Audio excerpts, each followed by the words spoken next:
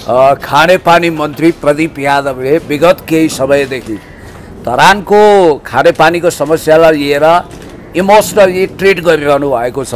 उहाँको हिजो भर्खर एउटा भिडियो जारी भएको रहेछ। मिडिया सामु उहाँले जे कुराकानी बयानबाजी गर्नुभएको छ त्यो हेर्दा ताज्जुब लाग्यो। अब आदरणीय जनमेयर विकासवादी मेयरलाई समेत उहाँले आरोप लगाउन चुक्नु भएन। के रहेछ यो भिडियो एकचोटि हेरेर यसको रियाक्सन दिउँला। उहाँको कारणले गर्दा धरानवासीलाई जुन 6 अरब रुपैयाँ पाइरहेको थियो त्यो अब त्यसमा होलसेलमा परेको छ। किनकि उहाँले स्ट्यान्डबाज गर्नु छ, हामीलाई पानी दिनु छ। अब उहाँले रितो गाग्रे लिएर आउनुभएको थियो, हामी सुनेको थियो मिडियाद्वारा, होइन त्यो सुनेको थियो मिडियाद्वारा, हेरेको त थिएन होइन। तर मैले के भनेको थिएँ त्यो बेला, होइन म सुन्नु न, त्यो रितो गाग्रोमा पानी हालेर धरान त पुग्दैन, त्यसको लागि त बजेट दिनुपर्छ। अहिले बजेट जब लिएर म उहाँले खोज्दा उहाँ हराउनु भएको छ। म बजेट लिएर उहाँले खोजिरहेको छु, उहाँ भागिराख्नु भएको छ। म बजेट लिएर खोजिरहेको छु, उहाँ भागिराख्नु भएको छ। कहाँ हुनुहुन्छ मेयर साहब, तपाईँहरू खोजिदिनुहोस्, म बजेट दिन तयार छु। यो हराउने र खोज्ने खेल त सबै होइन, म त खोजिरहेको धरानै गएँ त। म त उहाँले खोज्नको लागि 1 महिना फोन उठाउनु भएन, मेसेजको जवाब दिनु भएन, 1 महिना। त्यसपछि म खोज्दै धरान गएँ। उहाँ पालिकामा पनि भेट्नु भएन। भोलि उद्योग वाणिज्य सङ्घमा मैले कार्यक्रम गरेँ, उपमेयर साहब आउनुभयो, वडाध्यक्ष आउनुभयो, तर मेयर साहब हराउनुभयो। तपाईँहरू खोजिदिनुहोस् न, कारण चाहिँ के हुन सक्छ उहाँले सोध्नुहोस्। म बजेट दिन तयार छु, उहाँले खोज्नु। धरानवासीलाई तपाईँहरू धरानवासीलाई मेरो सूचना दिइदिनु। मेयर साहबलाई खोजेर कमसेकम मेरो बजेट लिनको लागि उहाँले चाहिँ स्वीकार गराइदिनुहोस्। उहाँले तपाईँलाई खोज्दै हुनुहुन्थ्यो, अहिले तपाईँ उहाँलाई खोज्दै हुनुहुन्छ। खोज्दा धरानै गएको म त, तर फेला पर्नु छैन। भर्खरै हामीले खानेपानी मन्त्री प्रदीप यादवजीको केही भनाइहरूलाई हेऱ्यौँ हामीले, होइन। विशेष गरी उहाँले धरानको हर्क साम्पाङले चाहिँ वास्ता गरेन, होइन, ऋण लिनु मानेन उहाँले। मैले त ऋण दिन खोजेको थिएँ, विदेशबाट ऋण मागेर ल्याएर धरानलाई ऋण दिन खोजेको थिएँ, ऋण लगाउन खोजेको थिएँ, तर ऋण लिनु मान्नु भएन भन्नुभएछ। तपाईँ के भन्नुहुन्छ यो विषयमा चाहिँ? अब यो झन्डै 1.5 मिनटको भिडियो रहेछ। हिजो अस्तिदेखि नै उहाँको चाहिँ सुरु भइरहेको थियो विभिन्न मिडियामा। उहाँले हर्क साम्पाङजीले धरानको खानेपानी परियोजना कम्प्लिट गर्ने लक्षण देखाउनु भएन। म चाहिँ ब्रिफकेसभरि पैसा लिएर धाएको दाई, उहाँ हिँडेको हिँडै हाम्रो भेटै भएन भनेर उहाँले धरान गएर पनि हल्ला गर्नुभयो। र काठमाडौँ आएर पनि पत्रकारहरूको बिचमा उहाँले त अझ एउटा अर्को शब्द प्रयोग गर्नुभएको छ, हर्क साम्पाङ भाग्दै हुनुहुन्छ।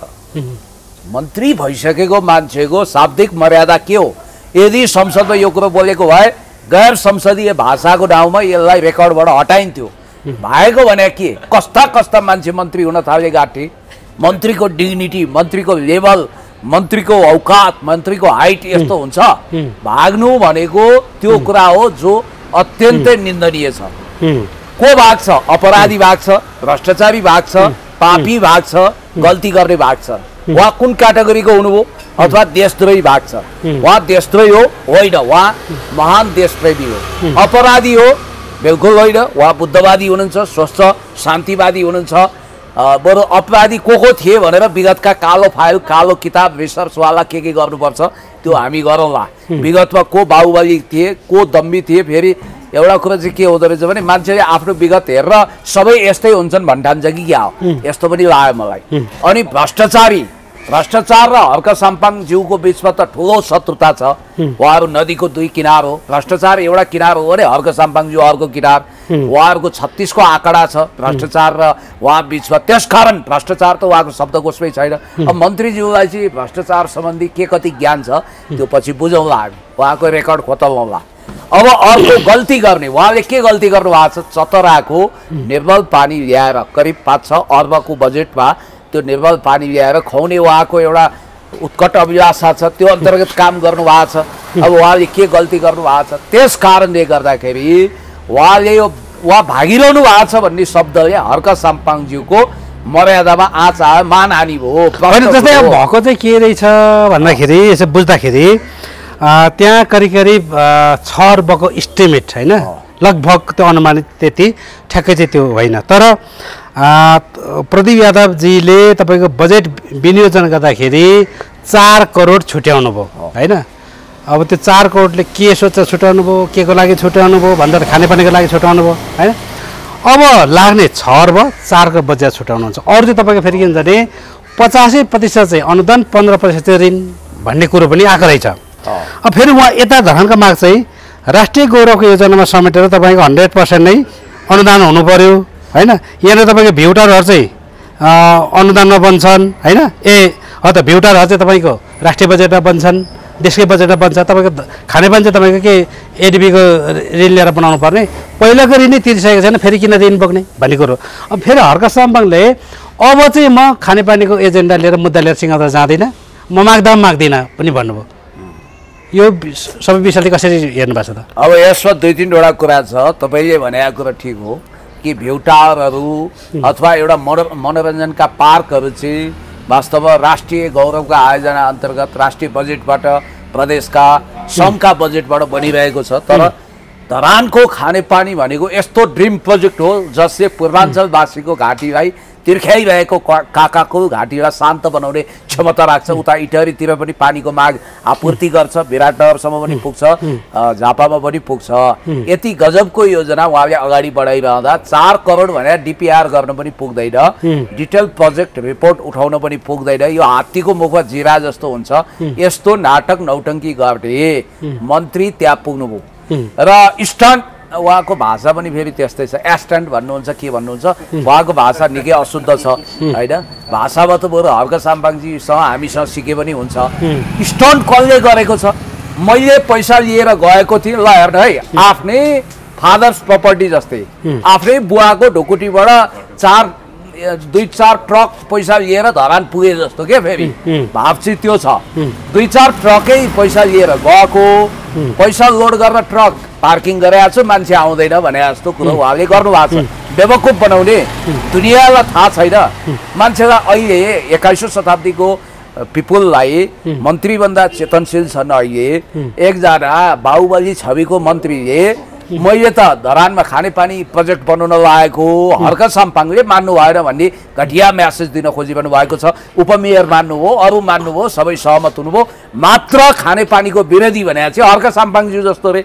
फोन उठाउनु भएन, म्यासेज उठाउनु भएन। ए बाबा तपाईँले सही ढङ्गले डिलिङ गर्नुहोस्, फोन म्यासेज सबै उठाउनुहुन्छ, हामी मध्यस्थता होइन। तपाईँको जस्तै प्रदीप यादवजीलाई, हुन त प्रदीप यादवजीको खल्तीको पैसा होइन, प्रदीप यादवजीको बाउको जीवनीको पैसा पनि होइन, त्यो घरको पैसा पनि होइन, सारा नेपाली जनताकै पैसा हो।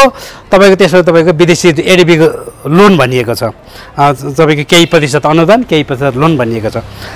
अब त्यसरी जाँदाखेरि होइन, उसले साँच्चीकै धरानलाई खानेपानी खुवाउनै मन भएको हो भने, चाहनै थियो भने अस्ति तपाईँको बजेट विनियोजन गर्दाखेरि 1 अर्ब छुट्याए उसको बाउको के जान्थ्यो भन्ने पनि तर्क गर्छन् क्या मान्छेले, धेरैले त्यसो भन्छन्। अहिले यस्तो हो क्या, पहिलो कुरो कुनै पनि चिजको लगन पछिको पोते भन्ने अर्थ हामीले यहाँ पहिलाउनु पर्छ। लगन सिद्धिसक्यो, पोते बोकेर गएर हुन्छ, बजेटमा पारिएन, अहिले गनगन खनगन गरेर हुन्छ। उहाँ त क्लियर कट बटम लाइन पेस गरिसक्नु भएको छ हर्क साम्पाङज्यूले। हामी एडिबीको लोनबाट अलरेडी डुबिसकेका छौँ। 50 करोड रुपियाँको लोनको बोझ बोकेर धरान हिँडिरहेको छ। हामीलाई त्यो ऋण तिर्दाको शास्ति छ। विगतमा भएका ऋणहरू तिर्न सकेका छैनौँ। फेरि हामी 500 करोड लोनको बोझ बोकेर हिँड्न सक्दैनौँ। धरान त्यो डिजर्भ गर्न सक्दैन, एफोर्ड गर्न सक्दैन। बरु पिपिपी मोडलमा जान सकिन्छ, पब्लिक प्राइभेट पार्टनरसिप, अथवा सरकारले राष्ट्रिय गौरव को आयोजना अन्तर्गत अर्को वर्ष अथवा यही वर्ष पनि लगानी गरोस्, रकमान्तर गरेर भने पनि सकिन्छ नि त। अब यहाँ मन्त्रीज्यूले चाहिँ सारा मिडियामा के हङ्गामा मचाइरहनु भएको छ भने अब त्यो 1-2 गाग्रो पानी पठाएर पनि भएन रे, कस्तो पढेर कुरा हो के यो। मन्त्री भइसक्यो मान्छेले, तपाईँको वडा सदस्यले जति पनि कानुनी कुरो गर्नु पर्दैन। तपाईँको अब मैले पानी यहाँबाट पठाएर हुन्छ, मैले बोकेर आएँ, मैले यो गरे भनेको छ। ल हेर्नुहोस्, अब कस्ता कस्ता मान्छे नेपाल सरकारको मन्त्री भइरहेका छन्। म सम्माननीय प्रधानमन्त्रीज्यूलाई भन्न चाहन्छु, क्याबिनेट चाँडै रिसफल हुँदैछ, चाँडै पुनर्गठन हुँदैछ। यस्ता मानिसहरू जसको प्रशासनिक ज्ञान छैन अनि त्यसपछि इमान्दारिता कम छ, जसले प्रोपोगन्डा गरिरहेको छ, यस्तो मन्त्रीलाई तपाईँले विदाई गर्नुहोस् सम्माननीय प्रधानमन्त्रीज्यू। त्यो पार्टीले पनि गतिलो मन्त्री दियोस्। अशोक राई सब मान्छेको अभाव हो। मलाई एउटा कुरा चाहिँ के लागिरहेको छ भने अशोक राईजीले उहाँलाई खटाउनु भएको छ। अलिकति मेरो मन होइन तपाईँको धरानको केही जनताले जुन अशोक राई निकट छन् त्यहाँ धरानकाहरू उनीहरूको बुझाइ चाहिँ के छ भने उनीहरूको भनाइ चाहिँ के छ भन्दाखेरि यो बजेटै अशोक राईले मिलाइदिएको हो, अशोक राईले पारिदिएको हो, अशोक राईले गर्दा आएको हो। अब अहिले तपाईँको यो धरानका मेरो हर्क साम्पाङले यो बजेटलाई चाहिँ लिन नमान्नु अस्वीकार गर्नु भनेको चाहिँ अशोक राईलाई घाटा हो भन्ने तरिकाले पनि भनिराखेका छन् क्या। यस्तो अशोक राईजी भनेको एउटा इतिहास हो। अनि यो बजेट चाहिँ अशोक राईले पारेको हो त? म तपाईँलाई भन्दैछु उहाँ इतिहास हो, उहाँ धेरै माथि पुग्ने योग्यताको व्यक्ति हो। नेपाल सरकारको प्रधानमन्त्री हुने, राष्ट्रपति हुने, पार्टी अध्यक्ष हुने, जननेता मदन भण्डारीको समकालीन होइन त्यस्तो खोबी भएको, त्यस्तो बौद्धिक व्यक्तित्व, परिपक्व व्यक्तित्व उहाँ पछिल्लो समय के भइरहनु भएको छ। घरि उहाँको एउटा कुनै बदमास प्रदेश प्रमुखले नेपाल अलग थलग गर्नुपर्छ, मधेस अलग्गी हुनुपर्छ भनेर त्यहाँ देशभक्त बर्दिवाल नेपाल प्रहरीको एसपीलाई गाली गरिरहेको अवस्था छ। घरि यस्ता मन्त्रीलाई उहाँले अगाडि बढाइरहनु भएको छ। ए बाबा उपेन्द्र यादवको विश्वास जित्न नसकेका मन्त्रीलाई अशोक राईले पठाएर हुन्छ? मन्त्री हुने मान्छेको क्वालिटी के हुन्छ? म त भन्छु उप प्रधानमन्त्री सहित बरु अशोक राईजी आउनु पर्थ्यो। अशोक राईजीको एउटा कन्सर्न के होला भने उहाँ सङ्घीय सांसद हुनुहुन्छ, त्यहाँको सङ्घीय सांसद पनि जिनु मतले जित्नु होइन। अब एकजना अर्को राष्ट्रपतिले झन्डै उछिट्याइसकेका थियो, त्यसमा मेयर साम्पाङको ठुलो सदस्यता अब उहाँलाई चाहिन्छ।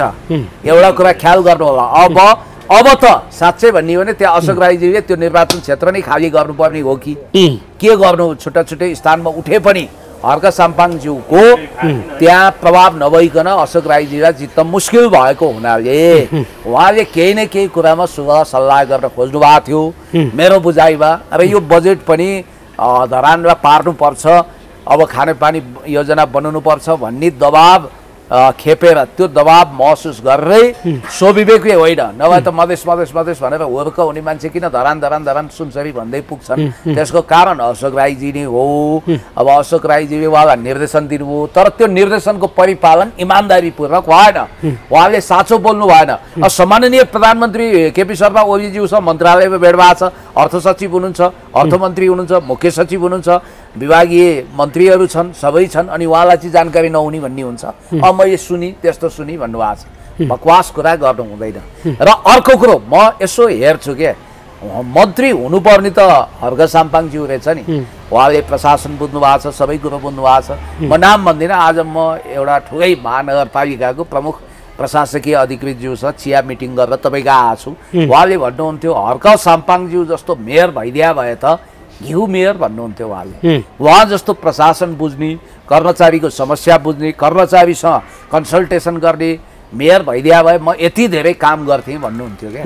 उहाँ पनि कुनै सेलिब्रिटी मेयरको मातहत हुनुहुन्छ, उहाँको नाम नलिउँ होइन। भनेपछि हर्क साम्पाङज्यू भनेको अप्ठ्यारो मान्छे होइन, काम गर्नको लागि बहुत सजिलो हो। तर उहाँ कहाँ अप्ठ्यारो हो भने जहाँ अनियमितता हुन्छ, घुसखोरी हुन्छ, जहाँ तपाईँको 2 नम्बरी धन्दा हुन्छ, जहाँ गलत नियत राखिन्छ, हर्क साम्पाङज्यूले बुझ्नु भएको छैन। होइन तपाईँको ब्याचलर गरेको मान्छे, शिक्षित मान्छे, मन्त्रीज्यूले कति पढ्नु भएको छ थाहा छैन, अङ्ग्रेजी राम्रो छ, विश्व परिवेश बुझ्नु भएको छ, उहाँलाई मन्त्रीजीको नियत सफा छ भन्ने लाग्यो भए आफै फोन गर्नुहुन्थ्यो, आफै धाउनुहुन्थ्यो। उहाँलाई त्यत्रो खानेपानी प्रोजेक्ट सफल गराएर क्रेडिट लिने मात्रै होइन, एउटा ऐतिहासिक काम गर्ने मन नहोला, त्यही कामको लागि उहाँ ज्यान दिएर लाग्ने, खानेपानी खानेपानी खानेपानी यो जसरी पनि एउटा वर्ष 17बाट भनेर लाग्ने, अनि त्यही खानेपानी योजना साँच्चै नै इमान्दारीपूर्वक मन्त्रीले बोकेर हिँडेको हुन्थ्यो भने उहाँ भेट्नुहुन्न थियो। यस्ता वाहियात कुरा गरेर हुन्छ। स्टन्ट यहाँ माथिबाट भएको छ, हर्क साम्पाङज्यूलाई बदनाम गर्ने चेष्टा पनि भएको छ। खानेपानी योजना जरुर बन्छ, त्यो सफल बनाउनुपर्छ, तर केन्द्रको बजेट इमान्दारीपूर्वक आउनुपर्छ। होइन अब तपाईँको के भन्छ भन्दाखेरि हर्क साम्पाङ त भ्रष्टाचारीहरूको लागि, घुसखोरी माफियाहरूको लागि चाहिँ घाँटीको गलपासो नै भयो भन्छन् क्या। सही होइन, ननिल्नु नखोल्नु है। होइन, उहाँले वास्तवमा एडिबी, वर्ल्ड ब्याङ्क अथवा कुनै पनि दात्री निकायको अनावश्यक शर्तहरू मन्जुर गर्नुहुन्न। तपाईँलाई लोन दिँदा, साउजीले लोन दिँदा पनि ब्याज दर तोक्छ, कहिलेकाहीँ उसले मिटर ब्याजमा तपाईँलाई बाध्य बनाउन सक्छ होइन। अहिले जुन पाप भइरहेछ मिटर ब्याजको भन्नाले विदेशी संस्थाहरू, विदेशी राष्ट्रहरूले लोन दिँदा उनीहरूको शर्त लाग्दैनन्, कति प्रतिशत ब्याज, कसरी त्यो कहाँ बजेट खर्च गर्ने, कन्सल्टेन्टहरू को राख्ने, इन्जिनियर को राख्ने, त्यसमा गोष्ठीमा कति खर्च गर्ने, कमिसनमा कति दिने, अलरेडी त्यहाँ भाग छुट्टिएको हुन्छ। त्यसरी गर्दाखेरि खानेपानी प्रोजेक्ट बन्ने आदर्श सम्भावना पनि कम हुन्छ। त्यसकारण हर्क साम्पाङज्यूले भनेको कुरा बहुत ठिक छ। 6 अर्ब रुपियाँ भनेको एउटा राज्यले प्रतिबद्धता गर्दा ठुलो बजेट होइन, नगरपालिकाको लागि चाहिँ पहिल्यै भयो त्यो होइन। काठमाडौँ जस्तो हुनु पर्थ्यो, कि त काठमाडौँ जस्तो हुनु पर्यो, नत्र अरबौँको बजेट त्यहाँ परिचालन गर्न सक्दैन। केही करोड भने त्यति त जुटाउन मुस्किल पर्छ भने अरबौँको बजेट हो। तर प्रदेश सरकार भनिन कि मैले, सङ्घीय सरकारले चाहँदा 6 अरब रुपियाँ एकै वर्ष पनि भनेको छैन। बहुवर्षीय पञ्चवर्षीय योजना अन्तर्गत प्रत्येक वर्ष 1-1 अरब छुट्याए पनि हुन्छ। त्यसरी प्रोजेक्ट सम्पन्न गर्न सकिन्छ भन्ने कुरोमा राज्यले कन्सिडर गर्छ। मलाई यस्तो पनि लाग्छ है सर, यसमा सम्माननीय प्रधानमन्त्रीज्यू पोजिटिभ हुनाले अब माथि केन्द्रबाटै यो बन्ने भयो, प्रधानमन्त्रीज्यूको मातहतमा यो बन्ने भयो, अर्थात् प्रधानमन्त्री र मेयर साहबको सहमति अनुसार खानेपानी प्रोजेक्ट बन्ने हो भनेर हतार मैले गर्दा यो खानेपानी योजना आयो भन्ने क्रेडिट लिन पो खोज्या हो कि, यस्तो पनि लाग्छ मलाई। अब धरानका मेयर हर्क साम्पाले भनेका छन् विदेशी ऋण बिना पनि, विदेशी लोन बिना पनि विकास गर्न सकिन्छ।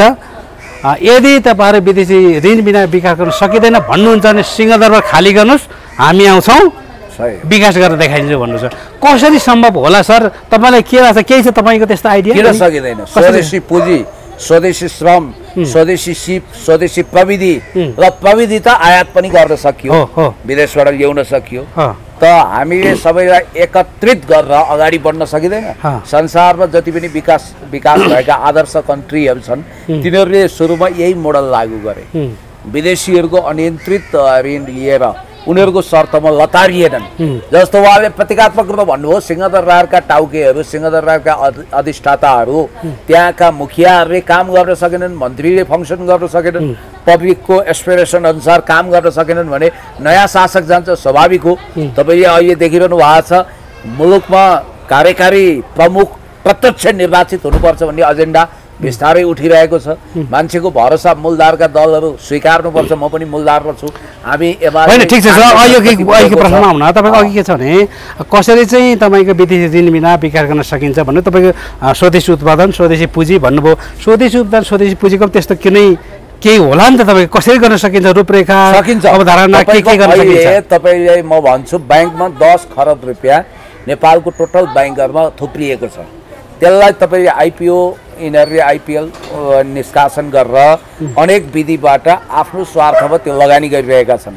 देशका ठुला हाइड्रो मेगा प्रोजेक्टहरू बनाउनको लागि तपाईँले यो एक ढङ्गले पब्लिक प्राइभेट पार्टनरसिप मिश्रित अर्थतन्त्र अन्तर्गत, पूर्णतया समाजवादी पनि होइन, पूर्णतया पुँजीवादी पनि होइन, मिश्रित अर्थ प्रणाली अन्तर्गत जनताको पुँजीलाई जनताले परिचालन गर्ने। अहिले के छ, जनताको करद्वारा सञ्चालित राज्य प्रणालीलाई माफियाहरूले आफ्नो कब्जामा पारेका छन्। माफियाको सिन्डिकेटबाट मुक्त गरेर जनताकै लागि जनताले शासन गर्ने प्रणालीभित्र जनताले आफ्नो पुँजी निर्माण गर्न सक्छन्। जस्तो यो अभ्यास चाहिँ देङ सियाओपिङदेखि ली कुवान यूसम्मले गरेकै हुन् र विदेशी ऋण लिनै हुँदैन, कहिले 1 रुपियाँ भने पनि छैन। तर तपाईँले के गर्नु पर्यो भने कमसेकम चीनको हिस्ट्रीलाई गहिरोसँग अध्ययन गर्नु पर्यो। माओ सेतुङले विकासको कडी हाल्दाखेरि, जग हाल्दाखेरि के गर्नु भएछ भन्दा त्यहाँ विदेशी पुँजी निवेशलाई एकदम छनौट गर्नुभयो। उहाँले आफ्नो इन्ट्रेस्टमा, देङले पनि त्यही गरे। यसो सर, हामीले किन साथै अरूको उदाहरण दिने होइन? कहिलेकाहीँ त आफ्नो शैली, आफ्नो विचार, आफ्नो तरिकामा अपना सकिन्छ क्या। यो सबै हामीले अरूको नक्कल गर्नाले कहिले माओको, कहिले लेनिनको, कहिले मार्क्सको, कहिले कसको त्यो विचार लिने, उनीहरूको अनुसरण गर्ने, उनीहरूको भनाइ मान्नेले गर्दा हामी बिग्रेको क्या। हामीले आफ्नै भूगोल, आफ्नो परिस्थिति, आफ्नो देश, आफ्नो परिवेशमा होइन गर्न सकिन्छ। जस्तै हामीले आफ्नै तरिकाले पनि यो ब्याङ्किङ तरलता के थुप्रै कुरा गर्नुभयो यहाँले होइन, कसले के गरे भन्नुभयो। तर हाम्रै तरिकाले गर्दा पनि अहिले सबैभन्दा पहिला लगानी चाहियो होइन, अलिकति सुरुमा इन्भेस्ट चाहियो। इन्भेस्ट गर्नको लागि भइरहेको पुँजीबाट होइन हरेक कर्मचारीलाई कन्भिन्स गराएर केही योगदान देऊ 10 दिनको 15 दिनको तलब बराबर चाहिँ राष्ट्रलाई भनेर गरौँ है भनेर कन्भिन्स गरायो भने त प्रायः सबै मान्छ होला होइन, अधिकांश सबै नमाने पनि हर्क सापाङ जस्तोले भन्यो भने मान्छ। यहाँ त भ्रष्टाचार हुन्छ र पो मान्दैन त होइन, तपाईँको कर्मचारीबाट चाहिँ यति लिने त्यसपछि भ्रष्टाचार गर्दै खाने त्यो गरेर मान्दैन। नभए हर्क सापाङ जस्तो 1 रुपियाँ भ्रष्टाचार नहुने देशको लागि लगानी गर्ने भने 1 महिनाको तलब दिन तयार हुन्छ प्रायः हरेक कर्मचारीहरू।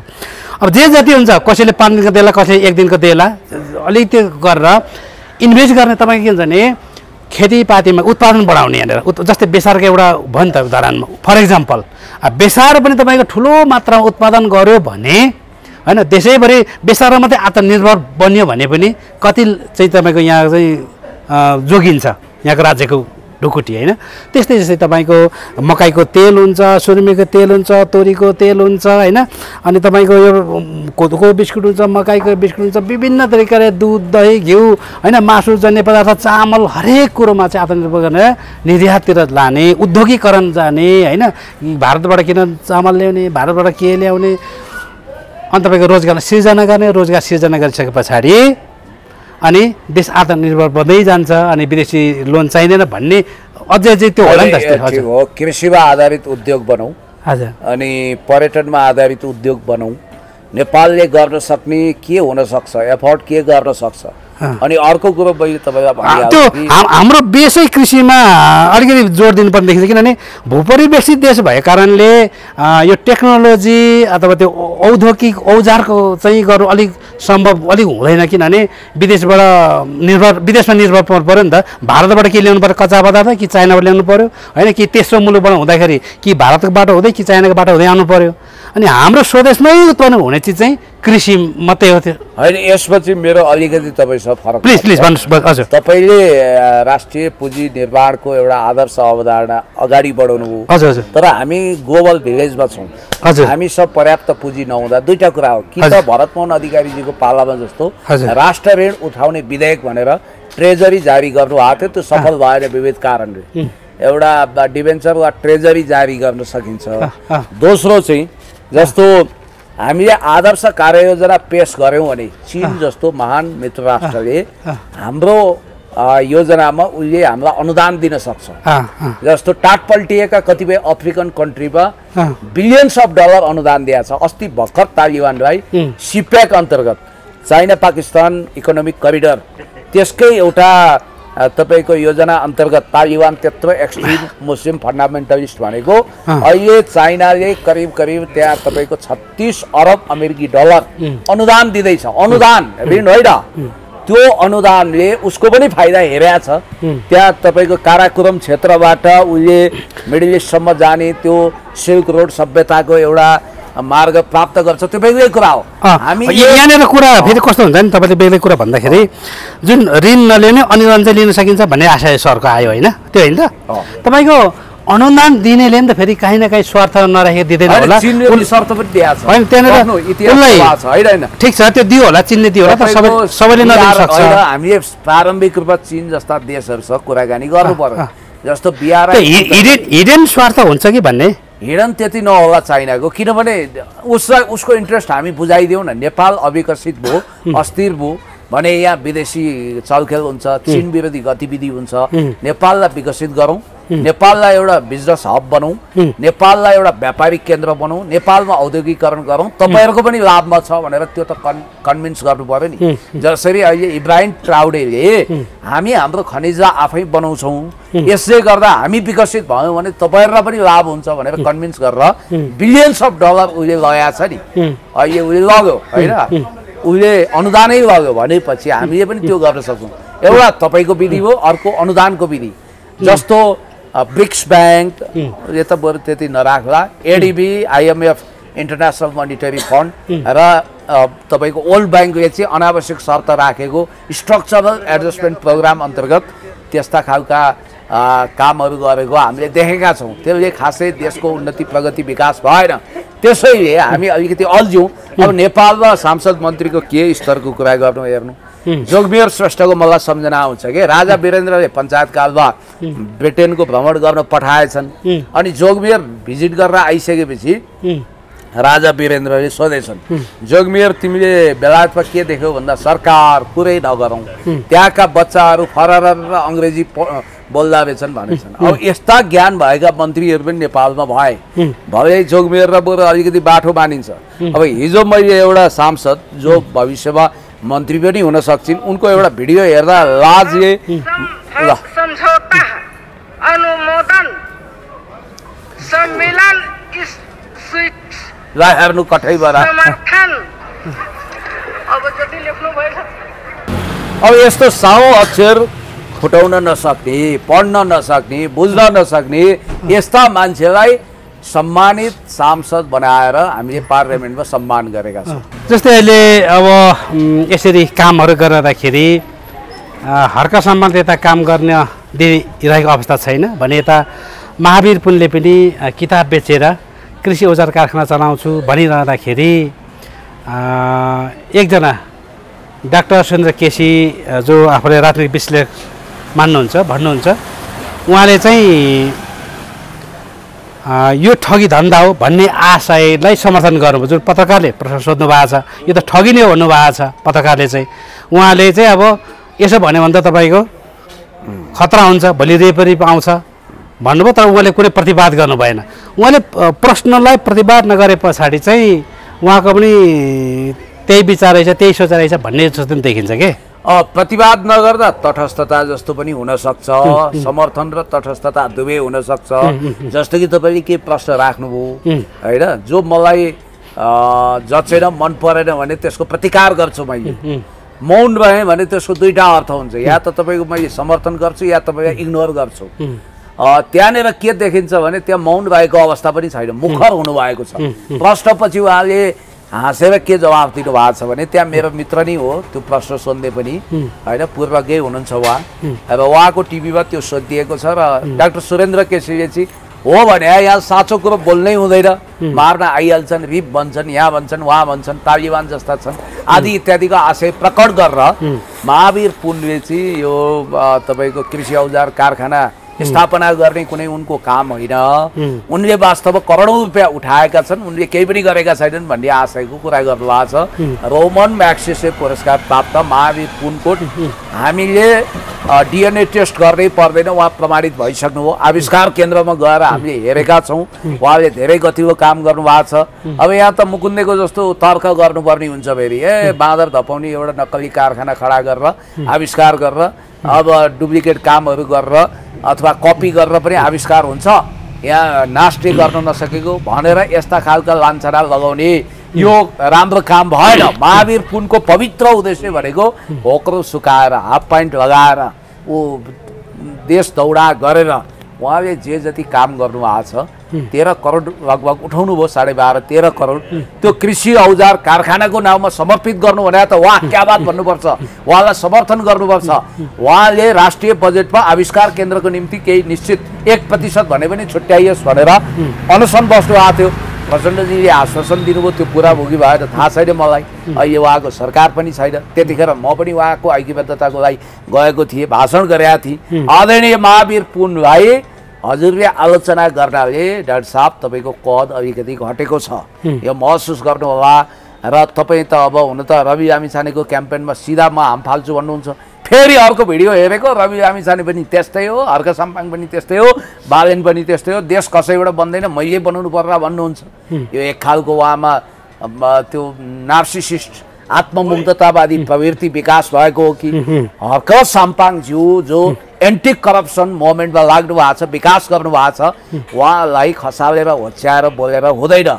बिचमा अब यो यस्तो काम त राजेन्द्र खड्गीले गरिरहेका हुन्छन्, के हुन्छ त्यो उनको बौद्धिकता नहुनाले त्यो कुरो क्षम्य हुनसक्छ। तर डाक्टर सुरेन्द्र केसी भने त प्राज्ञिक प्रतिमूर्ति हो, उहाँले त्यस्तो कुरो अपेक्षा गर्न सकिँदैन उहाँबाट। र म यति भन्न चाहन्छु डाक्टर साहब तपाईँ यो कुराबाट ब्याक हुनुहोस्, तपाईँले तथ्य स्वीकार्नुहोस् कि आजको मितिमा कुलमान घिसिङ, महावीर पुन, डाक्टर सन्दु गुरेट, हर्क साम्पाङको सिम्बल भनेको राष्ट्रियता र विकास भइसकेको छ, उहाँहरूलाई प्रोत्साहित गरौँ।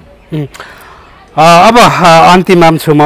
अन्तिममा तपाईँको अहिले बाहिर कुरो के आइरहेको छ भन्दाखेरि प्रधानमन्त्रीको भारत भ्रमण तय भयो भनेर चाहिँ बाहिर हल्ला आइरहेको छ। तर फेरि तपाईँको परराष्ट्र मन्त्रालय र भारतीय दूतावासमा बुझ्दा चाहिँ यो जानकारी नभएको भन्ने कुरो आयो अरे भनेर फेरि त्यही समाचारमा आइरहेको छ। त्यो खास के हो सर, केही थाहा छ तपाईँलाई? अब यो यस्तो हो, मैले नडाटी भन्दा नेपाल र भारत बिचको सम्बन्धलाई मोदीले एक खालको अनावश्यक म्यानिपुलेट गर्नाले हाम्रो सन्तुलित परराष्ट्र सम्बन्ध जो असंलग्नतामा आधारित थियो, पञ्चशीलतामा आधारित थियो, त्यो खल्लिएको छ। र मोदीको एकसुरै परराष्ट्र नीति पनि भन्छु भयो। कालापानी लिपियाद्वाराको महान नक्सा जारी गरिसकेपछि केपी शर्मा ओलीज्यू विरुद्ध यिनीहरू आग बबुला भएका छन् र केपी शर्मा ओलीज्यूलाई कुर्सीबाट हटाउन साम दाम दण्ड भेद नीति सबै प्रयोग पनि गर्यो हिन्दुस्तानले, दक्षिणले सकेन। अब अहिले चीन भारतलाई एउटा ठुलो सङ्कट परेको छ। चीनले इतिहासकै सम्बन्ध ठुलो बाँध बाँध्दैछ। पहिला याङ्से नदीमा बाँध बाँध्यो, 3 गजेज प्रोजेक्ट बनायो, संसारको सबभन्दा ठुलो हाइड्रो भनेको। अहिले त्योभन्दा पनि ठुलो प्रोजेक्ट सी जिनपिङको सपना, त्यो माओको सपना थियो भने अब प्रेसिडेन्ट सीको सपना भनेको चाहिँ यता तिब्बतमा ठुलो बाँध बनाएर त्यहाँ उसले बिजुली उत्पादन गर्दैछ, इरिगेसन गर्दैछ। यो कुरोले गर्दा भारत क्षेत्रीय सङ्कटमा पर्यो। पाकिस्तानसँगको वारको कारण उसलाई टेन्सन लफडा त छँदैछ, ऊ डिप्रेसनमा छ, एक हिसाबले जित्न सकेन, हारेकै अवस्था थियो। त्यसकारण छिमेक सम्बन्ध सुदृढ गर्नुपर्छ भनेर आत्तिएका मोदीले नेपालतिर पनि हात बढाएका हुन्। अब जहाँसम्म मलाई लाग्छ यो भारत भ्रमण तय भएको हल्ला चाहिँ खुबै चल्यो। अब नेपालको प्रधानमन्त्रीको लागि चारधाम तीर्थभन्दा पनि महत्त्वपूर्ण हो त यो भारत भ्रमण। हामीले एकचोटि ठन्डा दिमागले सोच्नुपर्ने अवस्था आउँछ होइन। म अब अन्तिममा बिल्कुलै अन्तिममा छु। अन्तिममा चाहिँ अब एमाले पूर्व राष्ट्रपति विद्यादेवी भण्डारीलाई आफ्नो पार्टीमा ढोका बन्द गरिदियो, चुकुर लगाइदियो होइन। तर यद्यपि पूर्व राष्ट्रपति विद्यादेवी भण्डारी चाहिँ अझै अप्सनहरू छन्, मसँग ब्याकअपहरू छन् होइन। म सोचेर केही दिन पछाडि बोल्छु भनिराखेको छ। अब यो खास के हो, यो के कस्तो हो? अब यो ब्याकअप भनेर के हो भन्ने कुरो पनि यो बुझ्न सकिया छैन, रहस्यमय छ। अब नेकपा एमाले केन्द्रीय कमिटीको बैठकले सचिवालय पोलिट ब्युरो हुँदै केन्द्रीय कमिटीसम्म आइपुग्दा विद्या भण्डारीज्यू नेपालको सम्माननीय पूर्व राष्ट्रपतिको स्ट्याटसमा थानको बस्नुपर्छ। उहाँ सेनाको परमाधिपति, राष्ट्रिय एकताको गौरव, गणतन्त्रको गौरवको रूपमा उहाँ राष्ट्रपति बन्नुभयो। उहाँ दलीय राजनीतिमा आएर झन्डा बोकेर हिँड्नु हुँदैन, चुनाव लड्नु हुँदैन, आन्तरिक राजनीतिक प्रतिस्पर्धा गर्नु हुँदैन भनेर फैसला गरौँ। एक हिसाबले हेर्दा नैतिक र अन्य हिसाबले यो कुरा ओहो भन्ने लाग्छ। कानुनी हिसाबले चाहिँ वास्तवमा उहाँले राज्यका सेवा सुविधा त्यागेर होइन उहाँ आइसकेपछि उहाँलाई चुनाव लड्ने अवसर छ कि छैन, अथवा पार्टीको आन्तरिक प्रतिस्पर्धा गर्ने अवसर छ कि छैन। उहाँको पार्टी सदस्यता नवीकरण भइसकेको, तर त्यसलाई होल्डमा राखेको, त्यसलाई निष्क्रिय राख्ने पार्टीको निर्णय अगाडि आयो। अब त्यो विरुद्ध उहाँ अदालतमा जाने हो कि भन्ने एक खालको मैले हल्ला सुनेको छु। अब अदालतमा जानुहुन्छ हुन्न थाहा छैन, गएपछि के होला त्यो थाहा छैन। जस्तो हामी कहाँ के छ भने संवैधानिक पद धारण गर्दा गर्दै कार्यकारीमा पुगेका उदाहरणहरू छन्। दोस्रो जनआन्दोलनपछि गिरिजाप्रसाद कोइराला कार्यवाहक राष्ट्र प्रमुख हुनुभयो, उहाँ हेड अफ द स्टेट हुनुहुन्थ्यो भन्नाले एक खालको संवैधानिक भूमिकामा हुनुहुन्थ्यो। तर उहाँ आफै चुनाव लड्नुभयो, प्रधानमन्त्री हुनुभयो। त्यसै गरी खेलराज बेग्मी सेपरेसन अफ पावर, शक्ति पृथकीकरणको सिद्धान्त विपरीत उहाँ प्रधानमन्त्री हुनुभयो। त्यो मिल्थ्यो कि मिल्दैन भन्ने कुरा पनि छ। ती नजिरहरूलाई पनि हेर्नु पर्ला। खैर अब उहाँले प्लान ए प्लान बी के सेट गर्नुभएको छ, कसरी अगाडि बढ्नुहुन्छ, बङ्गालमा के मुड बनाइरहनु भएको छ उहाँको कुरा हो। यसबारे watch and see, wait and see. हस्, थ्याङ्क यू सर, धेरै धेरै धन्यवाद।